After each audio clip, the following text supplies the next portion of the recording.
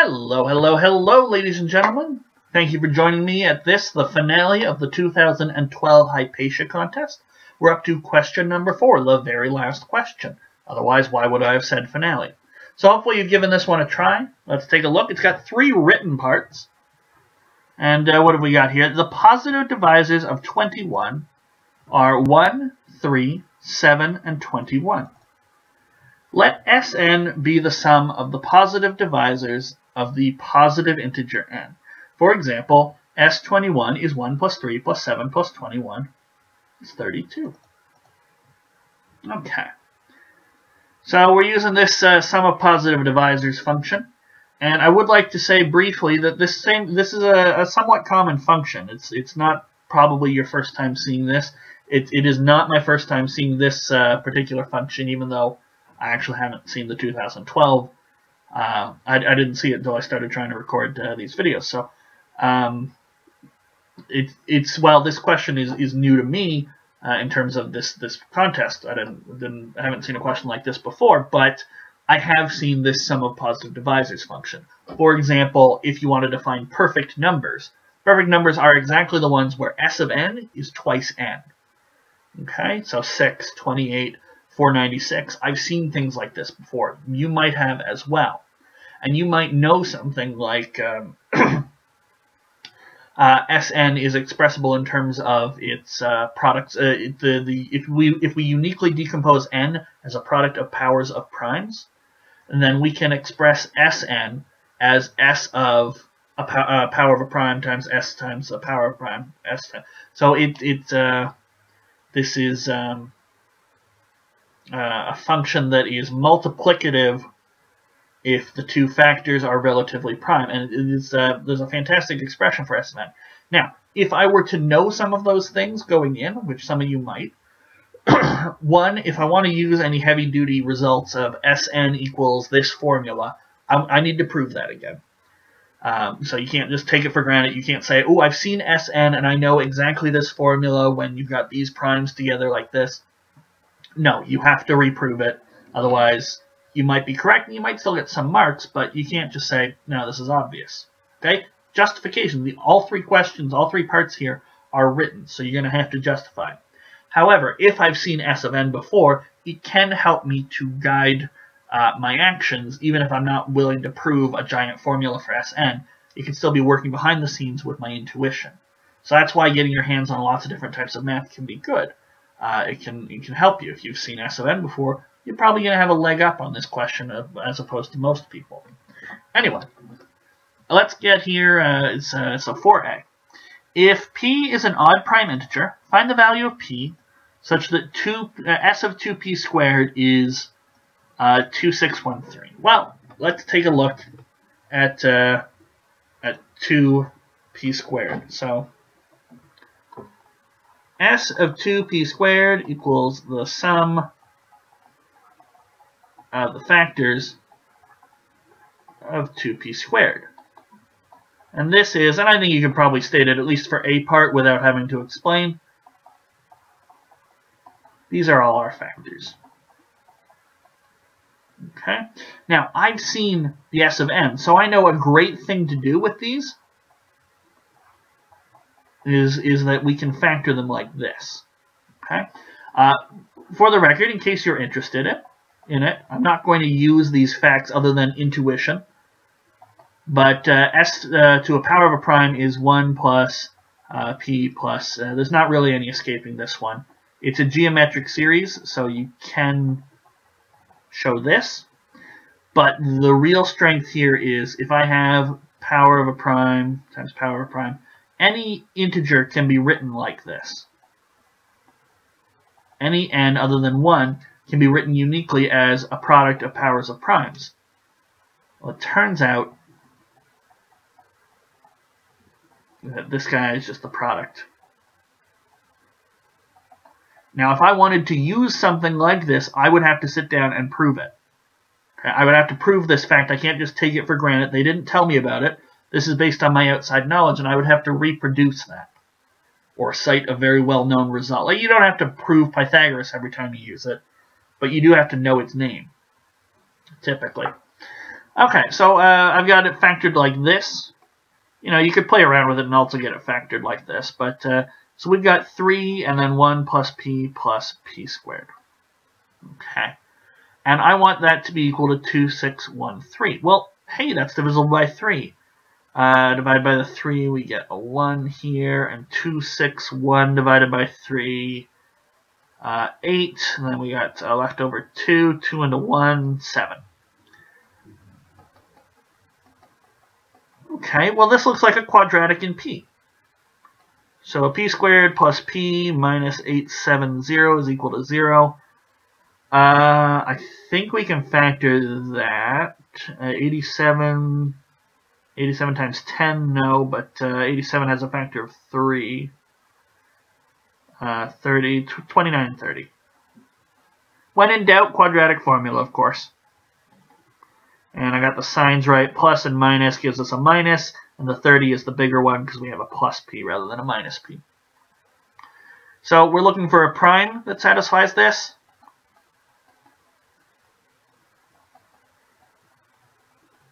So 29 will work.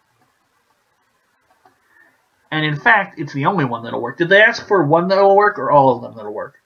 Find the value of p. So they sort of already told us with implicit English that there's going to be just one value. But we can also see our quadratic has only 2 solutions, a negative 30, not prime, not a positive number. Okay. So, B part. The consecutive integers 14 and 15 have the property that S14 equals S15. Is that true? 1 plus 2 plus 7 plus 14 is 24. 1 plus 3 plus 5 plus 15 is 24. Okay, all right. I mean, I would expect that to be true because these papers are checked quite a bit, but I just wanted to make sure for myself. Determine all pairs of consecutive integers m and n such that m equals 2p and n equals 9q for prime integers p, q greater than 3. Okay. Oh, and Sm is equal to Sn, obviously. Otherwise, they wouldn't have bothered telling us that about 14 and 15. Okay, so the condition that p and q are greater than 3 suggests to me that this would be, if we knew the prime factorization formula, these guys are their prime factors. But let's just take a look. I think we can probably write out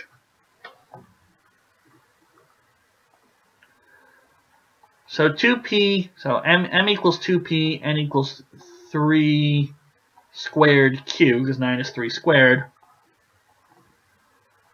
are prime factorizations.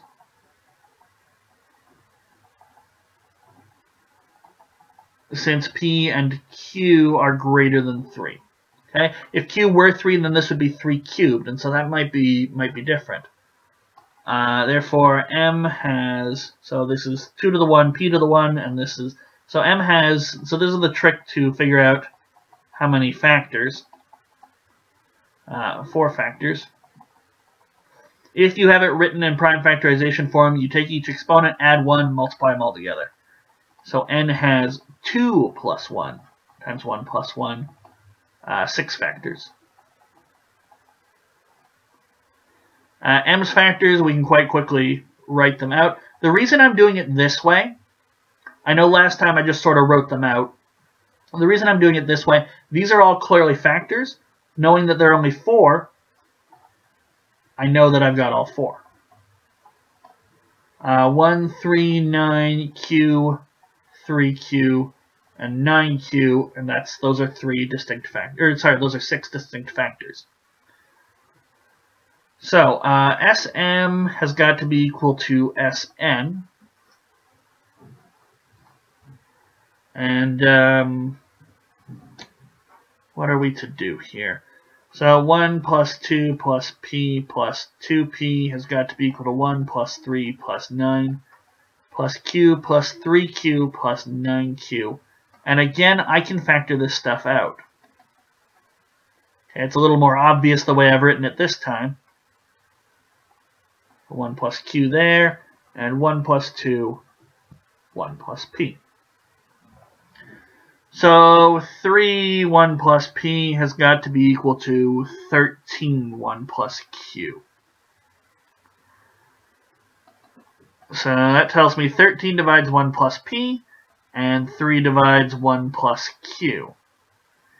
So I'll let this be 13s, or 13r, and this be 3s. So 3, 13r is 13, 3s. Oh, r is going to be equal to s. So 1 plus p. Was there a way for me to have seen that faster? I don't think so. So 1 plus p is 13. We'll keep r, and then 1 plus q is 3r. And I suppose now we've solved for p. P looks like 13, a multiple of 13 minus 1. Q looks like a multiple of 3 minus 1. Now, we don't have a restriction on my p and q, so I could really have, and there's going to be an infinite number of primes that look like 13r minus 1. And an infinite number of primes that look like 3r minus 1. So probably there's an infinite number of pairs p and q that work this way.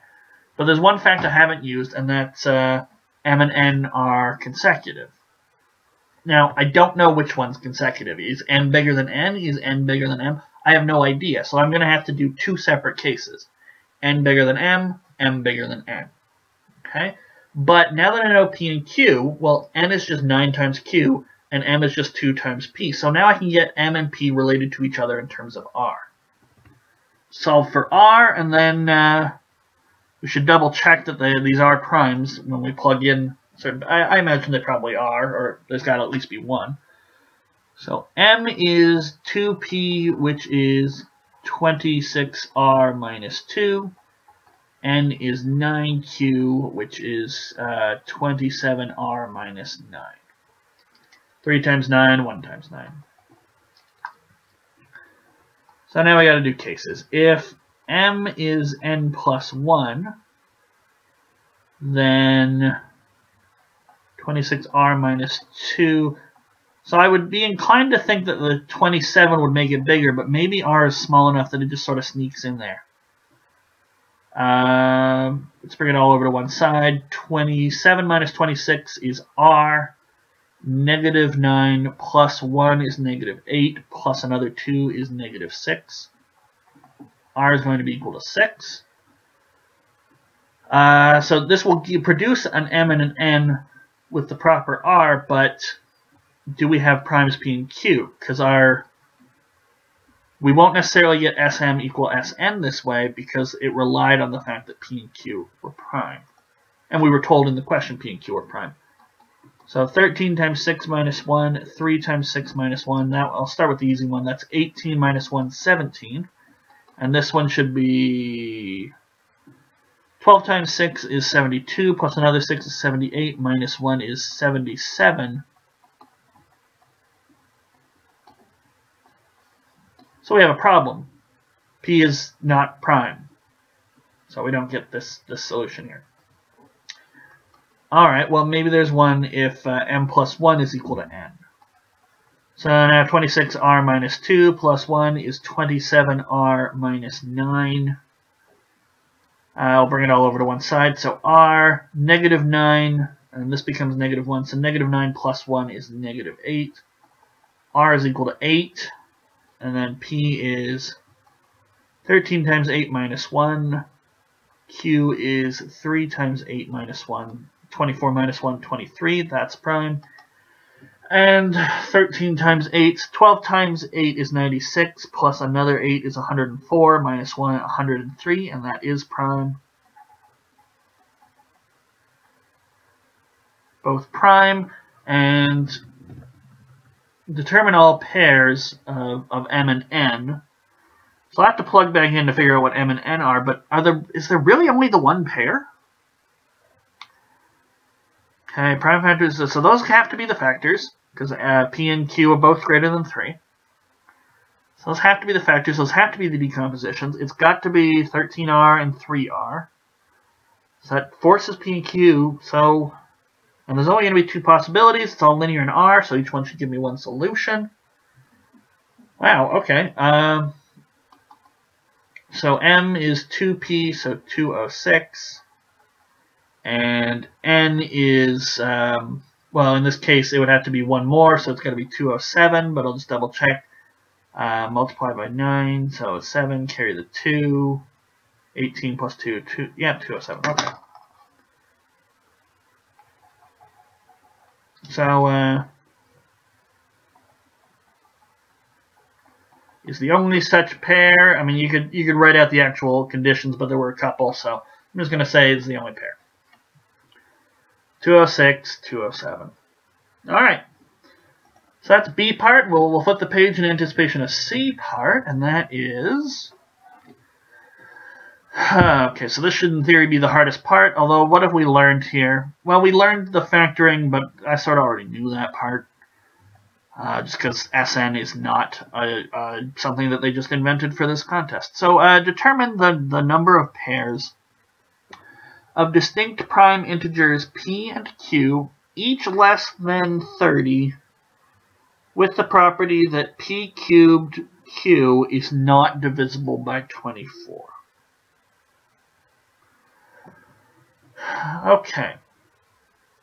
So they're distinct primes, so this is definitely the prime factorization. So I'm going to start by saying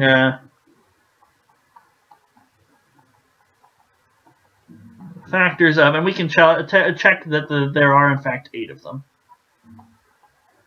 1 p squared, p cubed, and then we can do each of those with a q multiplied in.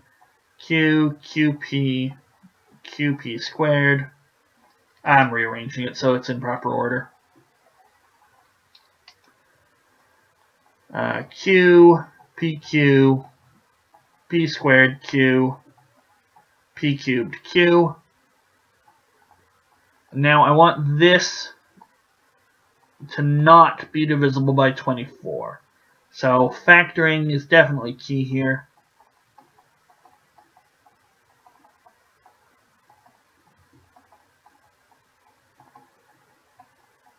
Well, not definitely. There might be another way to do it, but I think the factoring that we've been doing the entire time has certainly been helping.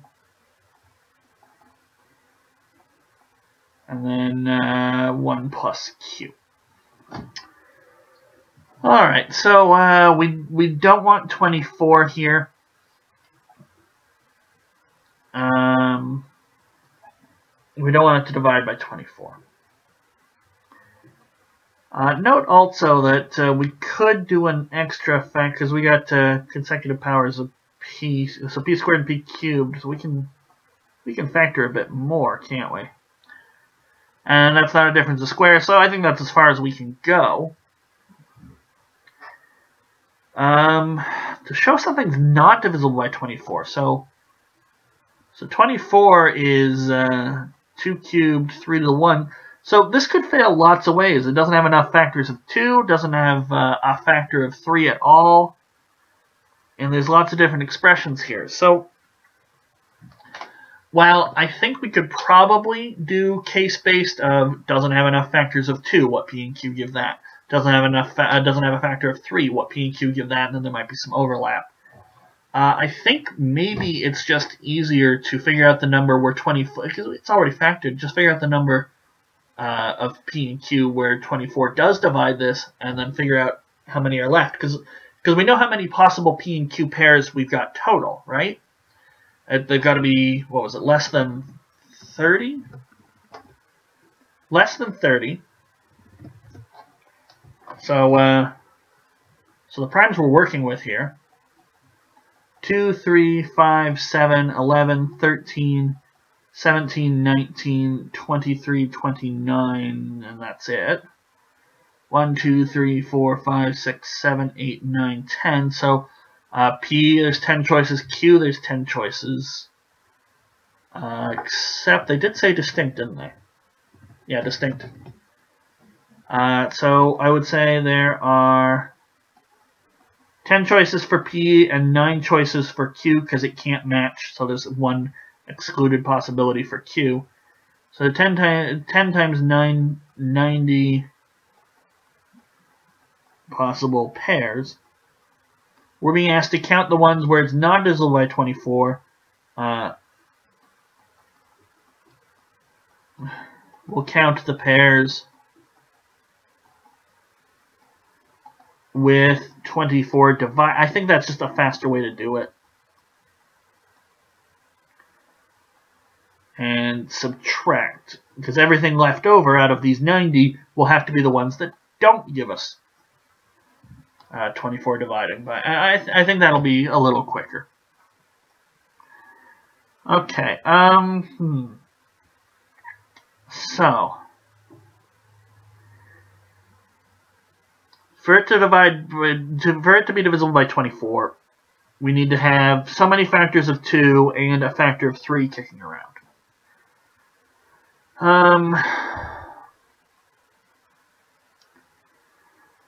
Now, with odd primes, and a lot of these are odd primes, the factors of 2 are not going to be that hard, because if p is odd, then p squared is odd, and if q is odd, then suddenly we've got odd plus 1, odd plus 1, odd plus 1, 3 evens, we're all good. So I think maybe talking even and odd. So let's do some cases. If p is equal to 2, and q is another odd, and then we'll deal with q being equal to 2 and p is another odd, and then we'll deal with them both being odd. Because both being odd, we'll get enough factors of 2 that we just have to worry about the factor of 3. So p is 2 and q is odd, and this also separates our work, so we'll just be able to count them all up at the end. So there are 9 possible q's here that could work.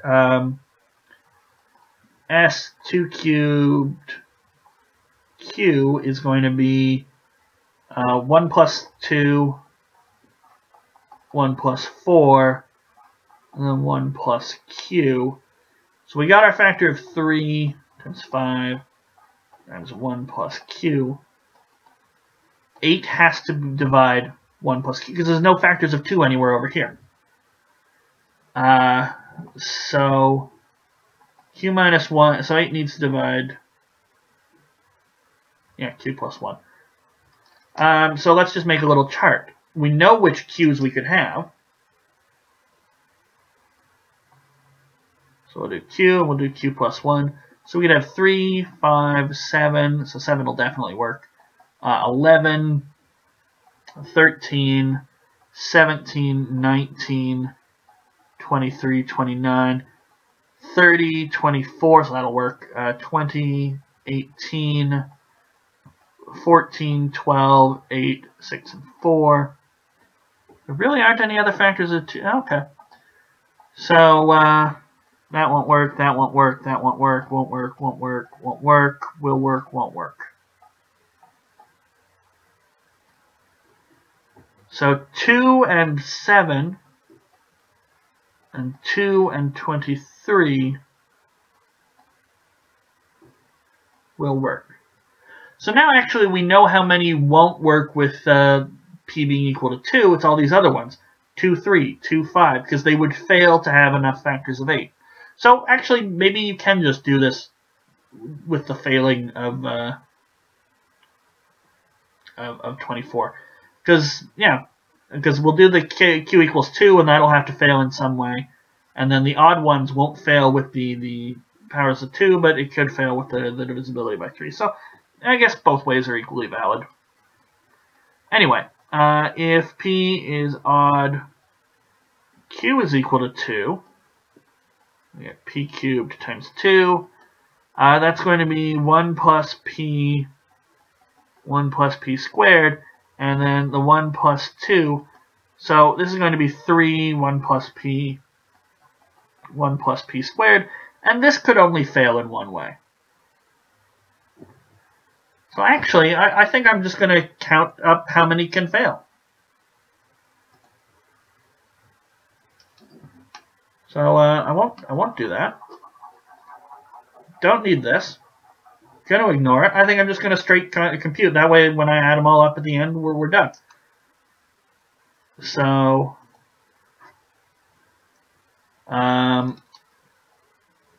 need to change this answer.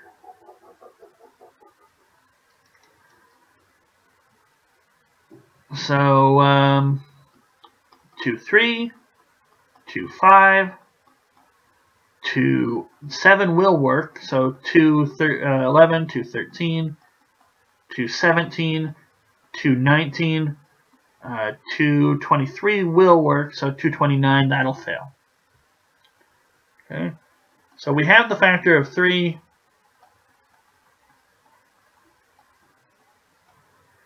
And 2 factors of 2.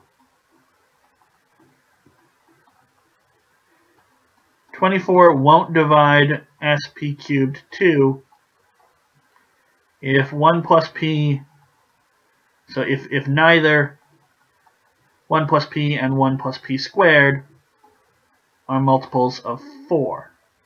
That's when that'll fail. So 1, 2, 3, 4, 5, 6, 7.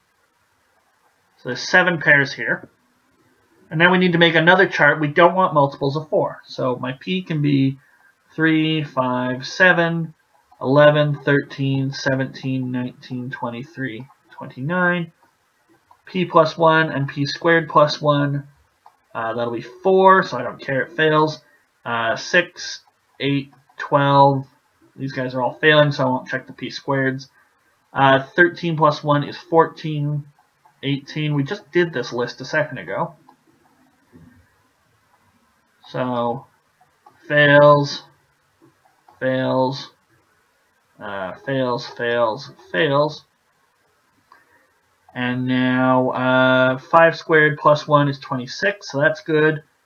That's 170, not divisible by 4. 17 squared is 289 plus 1 is 290. That also is safe. And then 29 squared is some number, I think, should be 841. I'll just double check. Calculators are allowed, so I might as well use it. Yeah, so 842, and that also, because the last 2 digits are not a multiple of 4, the whole thing is not a multiple of 4. So 5,2, 513, 517, 529 will not have 24 divide sp cubed q.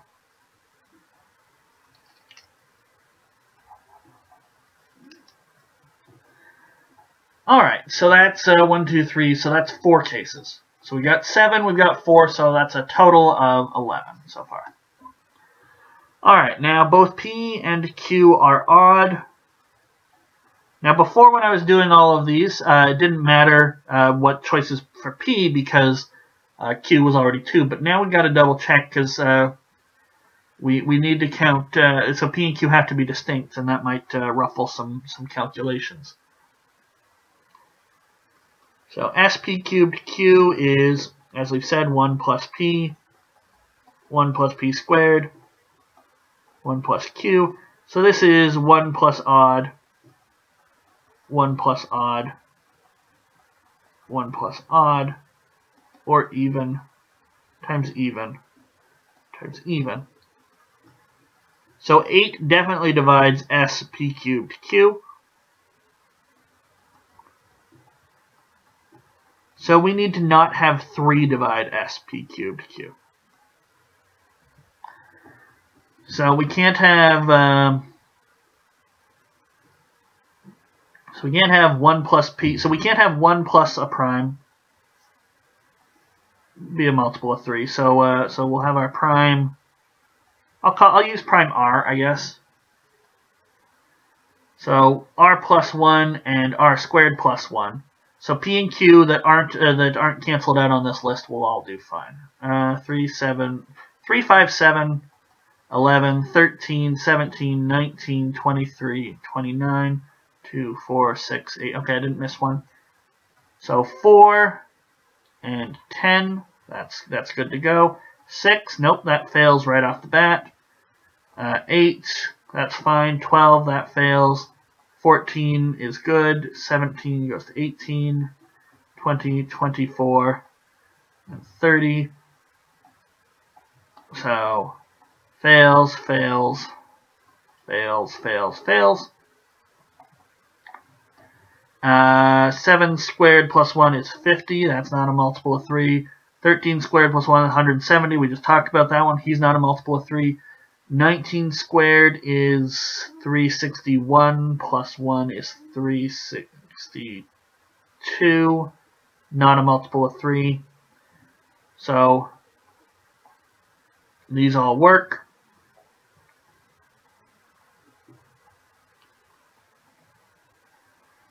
So we got 4 choices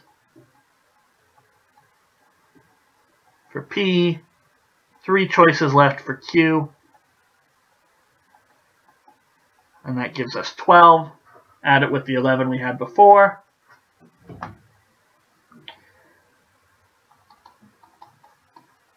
There are 23 pairs P and Q, so that 24 does not divide this. It seemed like a long question. I'm going to actually write them out if I can remember them. I know there were 7 with 2 in front.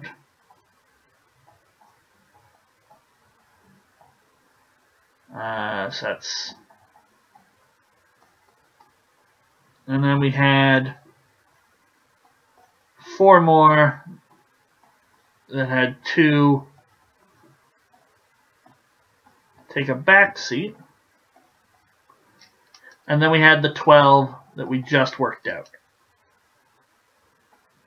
So what do we need? We needed Q plus 1 to not be a multiple of 7, so 3, 5, 7 would work, or not be a multiple of 7, not be a multiple of 8. 7 would work, 11, no.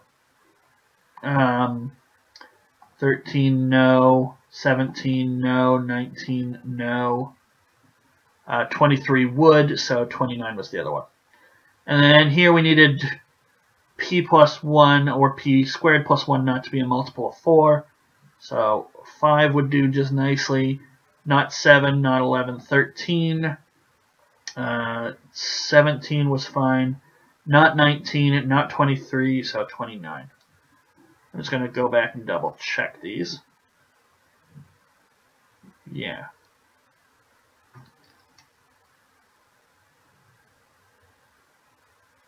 I have no idea why I wrote 5s and 3s.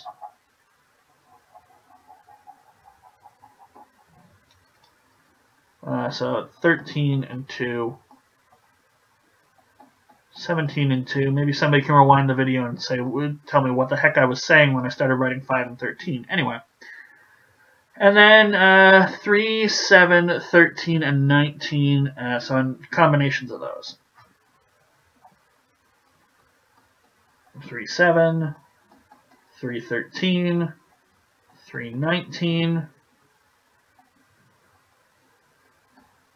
7, 3, 7, 13, 7, 19, 13, 3, 13, 7, 13, 19, and finally 19, 3, 19, 7, and 19, 13.